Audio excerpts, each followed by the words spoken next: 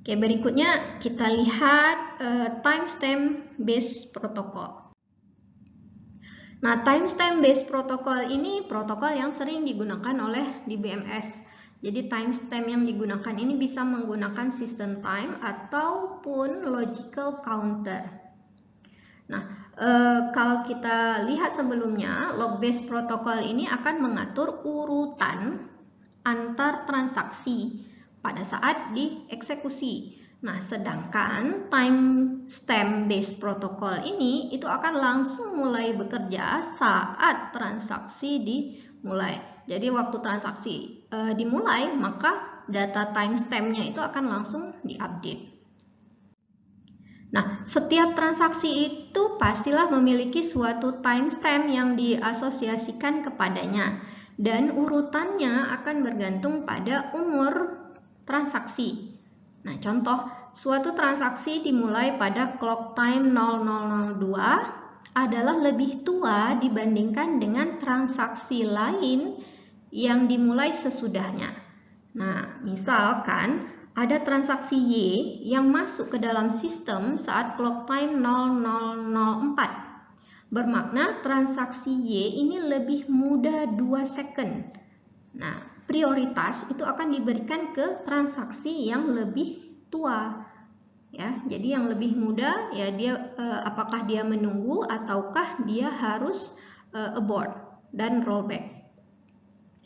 Nah, kemudian ya setiap item data itu akan diberikan timestamp proses read dan write yang berhasil dilakukan. Ya, di sini kata kuncinya di sini adalah berhasil dilakukan dan paling terakhir. Jadi timestamp untuk proses read dan write itu adalah proses yang berhasil dilakukan dan yang paling terakhir sekali.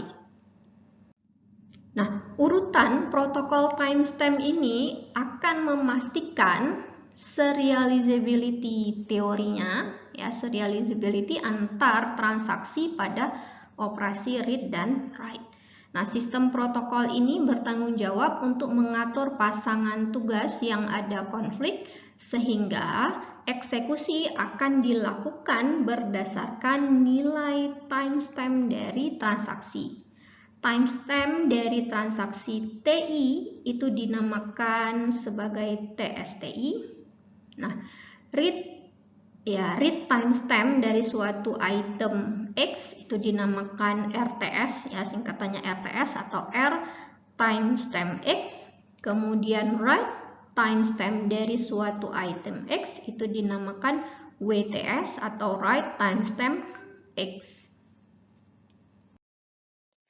Nah, suatu protokol timestamp harus ada urutannya. Jadi ada dua urutan, ada yang untuk operasi read dan juga ada untuk operasi write. Nah, kita lihat yang read terlebih dahulu. Jika suatu transaksi TI mengeluarkan operasi read X, ya, jadi ada transaksi TI itu akan melakukan proses read terhadap variabel X, ya. Nah, akan dilakukan pengecekan jika TSTI, maknanya timestamp dari transaksi TI ini lebih kecil nilainya daripada W timestamp X, jadi lebih kecil nilainya daripada timestamp operasi X, timestamp W dari variabel X, ya, maka operasi ditolak. Nah, maknanya seperti ini. Anggaplah ada TI, ya, T1, ada T2, ada T3. Nah, timestamp dari TI ini kita anggap timestampnya ini adalah 10. Ya, 10. Jadi, dia akan melakukan read X ya pada timestampnya 10.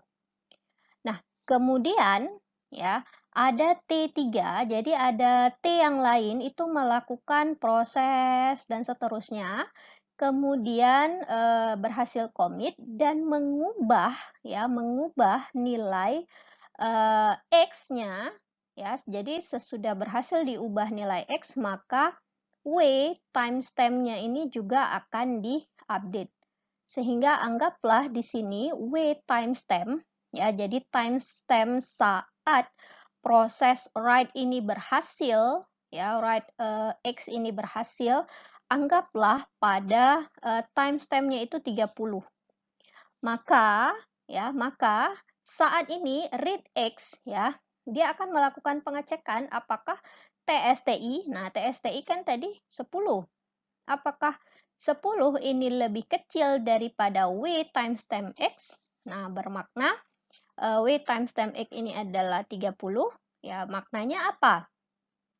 TI ini udah dimulai di awal. Kemudian ternyata ada transaksi lain yang mengubah nilai X dan berhasil commit. Nah, sehingga saat nilai X-nya itu didata, ya, nilai W timestamp-nya itu lebih besar daripada nilai timestamp daripada transaksi TI-nya, ya. Sehingga apa? Nah, maknanya ada nilai yang baru, ya. Jadi read X ini gagal, operasi akan ditolak. Kenapa ditolak? Karena ada nilai yang baru yang sudah diupdate oleh transaksi yang lain, ya. Nah, jadi transaksi ditolak jika kejadiannya seperti ini. Nah, namun sebaliknya, jika TSTI nilainya lebih atau sama dengan W timestamp X, ya, maknanya ya kira-kira seperti ini. Jadi ada operasi T2, nah ini akan melakukan proses read nilai X juga. Anggaplah dia mulai proses operasinya itu pada waktu 40, ya. Nah, dicek 40 apakah 40 lebih atau sama dengan W timestamp X yang 30 tadi? Benar. Nah, maknanya apa? Proses transaksi yang kedua ini, ya, transaksinya itu lebih baru, ya, lebih baru dibandingkan dengan proses update nilai X yang sebelumnya. Jadi maknanya di sini nilai X itu berhasil dibaca. Ya, kenapa? Karena memang nilai X-nya itu berhasil dibaca dan sudah diupdate sebelumnya. Ya, jadi pada kondisi seperti ini operasi read X itu berhasil dilakukan. Nah, kemudian jika telah berhasil dilakukan, maka semua timestamp untuk data item timestamp yang digunakan itu nanti akan diupdate. Nah, urutan protokol timestamp pada operasi write ada urutannya, ya. Jika transaksi TI mengeluarkan operasi write X, akan ada pengecekan apakah TSTI ini kurang dari R timestamp X. Maka operasi ditolak. Maknanya apa di sini? TI, ya, TI ini bermakna transaksinya itu lebih tua, ya, lebih tua dibandingkan dengan transaksi read yang berhasil sebelumnya. Nah, jadi lebih tua dibandingkan proses read yang terjadi sebelumnya. Nah, jadi pada kondisi tersebut operasi ditolak. Kemudian jika TSTI itu kurang dari W timestamp X, ya, operasi juga ditolak dan TI ini akan rollback. Maknanya apa? TI ini, ya, lebih tua waktunya, ya. Waktunya itu lebih tua dibandingkan write timestamp X yang mungkin dilakukan oleh transaksi yang lain. Nah, jadi TSTI, ya, karena dia ingin melakukan proses write terhadap X, maka dia akan gagal. Jadi nggak boleh. Kenapa? Karena ada proses yang lain yang lebih baru yang telah menulis nilai X tersebut. Jadi TI ini yang dimulai lebih awal, ya, itu gagal, dia akan di rollback. Nah, selain daripada dua kondisi di atas, operasi write X ini akan berhasil dieksekusi.